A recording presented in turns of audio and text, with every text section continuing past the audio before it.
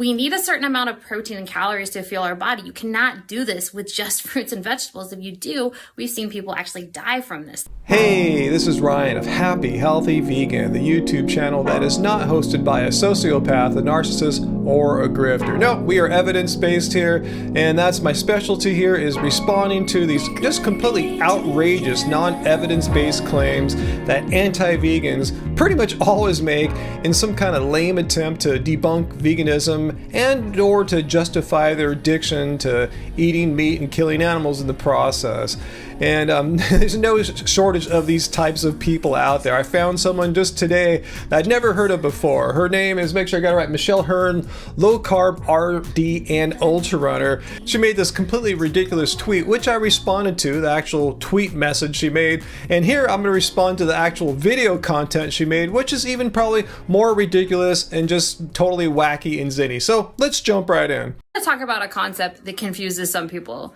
So I saw this on the internet. It was super cute. It was a pig and it was like doing its thing, blowing bubbles in the mud. And I was like, oh, that's cute. All right, cool. A pig is cute. How could this possibly go wrong? And then I read some of the comments and people were saying like, how could people eat animals? This pig is so cute. Well, firstly, this is a minor point, but I don't know really what she's talking about. Most people eat meat. Most people eat pigs. So I don't understand why were all these like supposedly vegans commenting on this picture of a cute pig, because those are really the only ones of us who will actually stick up for the rights of animals. You guys, just because an animal is cute doesn't mean that the human body was not designed to utilize animal protein. Like what? Is that some kind of lame attempt at making an argument for justifying eating pigs? I mean, I should be able to identify lame arguments. I studied argumentation for about 3 or 4 years in my studies in philosophy as an undergrad and graduate student.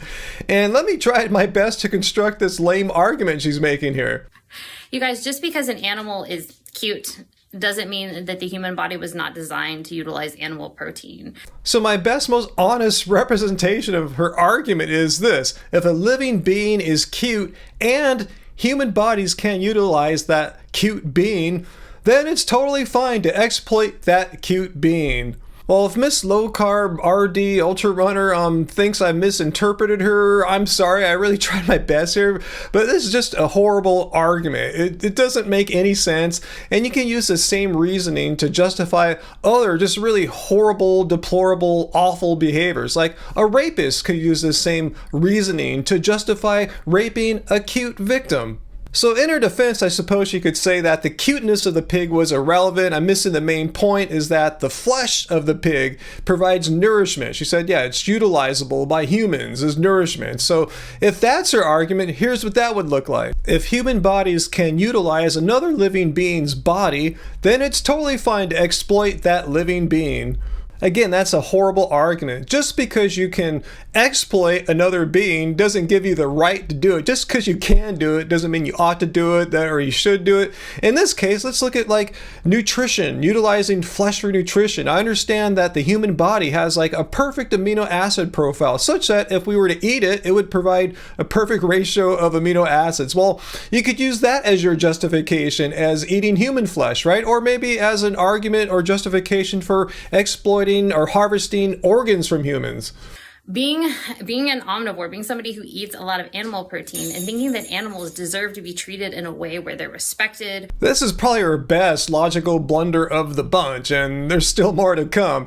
I hear this argument often from people. As long as you treat an animal with respect, treat it really great, then you can just totally kill it. That's the justification. If you treat, here's the argument, let me just put it up here for you. If you treat a living being respectfully, then it's totally fine to kill that living being. I hope everyone can see how horrible this reasoning is. I don't see how it's relevant if you treated an animal with respect or not. You're still going to kill it anyway. I don't care if the animal slept with you in your bed and you bathed it in olive oil every day.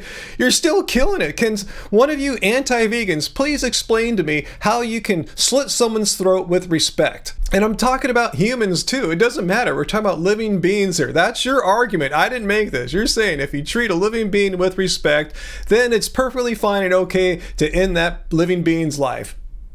Where they're raised humanely, where they're able to do all the necessary animal things, like obviously, pigs running around, chickens scratching, cows, running and frolicking. Those things are not mutually exclusive. Maybe this is what you mean by respect. If you kill a living being that was able to run and frolic before it was killed, then it's totally fine to kill that living being. Yeah, got it. This pretty much now ends the portion of her video where she makes these ridiculous, nonsensical arguments attempting to justify her killing of animals because they're cute or they were respected or they got to run and frolic or whatever. Now she turns towards nutrition, and if the RD part of her name is correct, this even blows my mind even more. I could forgive her for not having really any knowledge of critical thinking or logic. Most people aren't trained in it like I have been. But if she's some kind of registered dietitian saying this stuff, I mean, should she lose her license because it's not evidence-based? We need a certain amount of protein and calories to fuel our body. You cannot do this with just fruits and vegetables. If you do, we've seen people actually die from this. I mean, there's just so much wrong there. I don't know where to start, but let me just jump right in by showing that there are actual position statements of health organizations, not just individual people just saying whatever crap they want to say, but position statements of health organizations made up of health professionals, PhDs, medical doctors, and dietitians from around the world after having reviewed the relevant scientific evidence peer-reviewed studies, and they have a general consensus that eating a well-planned, a properly planned, vegetarian or vegan diet is nutritionally adequate. We've seen people actually die from this. Firstly, that's just a completely anecdotal claim. It's not based in any kind of evidence-based information. Or are there? Please, I challenge you, Miss Low Carb RD ultra runner person, can you show me the position statement of any health organization after having reviewed the scientific literature warning people that eating a properly planned, balanced vegan diet, you will die if you do that? All right, let's continue unpacking this outrageous claim of hers. Did you notice all those little news clippings of influencers and parents that killed their babies on a supposedly vegan diet? Let's take one more look here. Did you notice how pretty much all of them are doing some kind of extreme, restrictive, non-well balanced raw diet? And she even stooped as low to share the story about a mother who killed her child on a malnourished biblical diet. And if you read the story, it's completely obvious that this mother has mental health issues. And of course, she shared this other tragic story of two parents who starved their 18-month-old kid to death, and they're going to prison for it, as they should.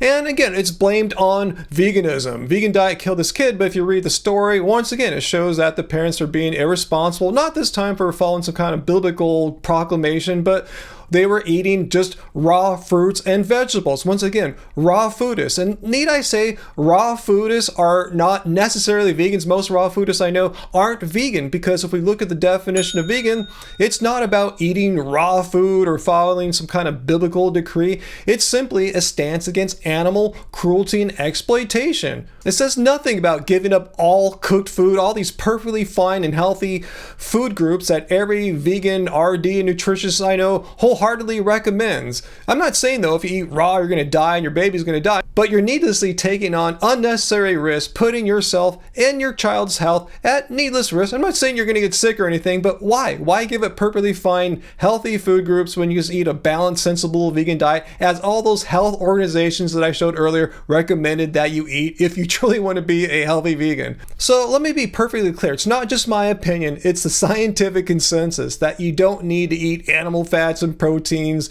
to be healthy, to stay alive, or anything like that. On the contrary, you can be a quite healthy person eating completely plants, despite what this person is trying to say in this video. So knowing that, let's redo a little bit of her video showing what she should have shown when she was trying to talk smack on vegan diets. You cannot do this with just fruits and vegetables. If you do, we've seen people actually die from this. This is not a healthy, sustainable way. So we need to be focusing on animal protein and fat. In case you didn't recognize me, that was me in that last dunk here in my mid-50s, having not had any animal products for over 10 years. So I want to ask these anti-vegans like this low-carb RD ultra runner, like, why are you saying this stuff? Why are you lying? I mean, if what you were saying were true, let's look at what should be happening to us vegans like myself. No animal products since 2010, and I'm 56 years old. I mean, I should be having some serious health complications just for my age alone, but from not having had any of these nutrients that you are so like in love with that you claim only come from animal products. Like, how much longer do I need to wait?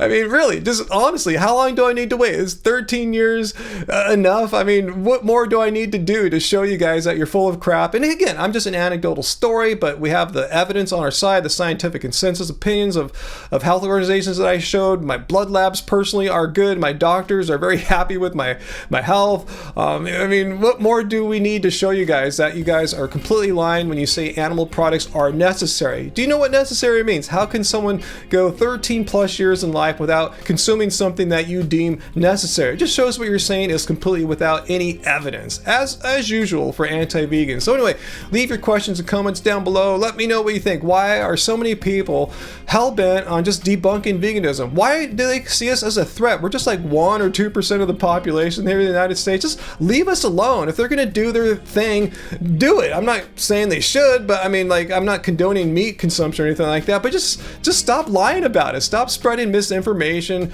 Just stick in your little silo of meat eaters and chat about how much you love meat, and just stop just debunking veganism with your completely illogical, nonsensical, logically flawed, non-evidence-based arguments and assertions. So leave us alone. Question comes down below. Hit like, and until next time, remember, doesn't suck being vegan. See you next time. When love was past,